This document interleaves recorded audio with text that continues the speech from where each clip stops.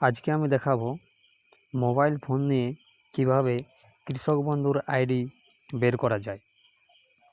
তো তার জন্য আমাদেরকে কি করতে হবে, সবার প্রথমে গুগল ক্রোম বলে যে অ্যাপসটি রয়েছে সেটি ওপেন করে নিতে হবে। তো আমি ওপেন করে নিয়েছি। নেওয়ার পর এখানে কৃষক বন্ধু বলে সার্চ করতে হবে আপনাদেরকে। সার্চ করার পর এখানে টাচ করবেন। টাচ করার পর এখানে যে দেখতে পাচ্ছেন অপশানটা 2 নম্বর অপশানটা কৃষক নথি, এটা 2 নম্বর অপশানটাতে ক্লিক করে নেবে। ক্লিক করে নেওয়ার পর এখানে দেখতে পাওয়া যাবে কী দিয়ে আপনারা সার্চ করতে পারবেন। তো দেখাচ্ছি, এখানে দেখুন voter card, Aadhaar card, bank account, KVID, mobile, acknowledgement number, এগুলো দিয়ে আপনারা সার্চ করতে পারবেন। তো আমি ভোটার কার্ড সিলেক্ট করে নিচ্ছি।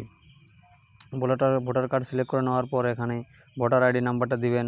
তো আমি ভোটার আইডি নাম্বারটা দিয়ে দিয়েছি। তারপরে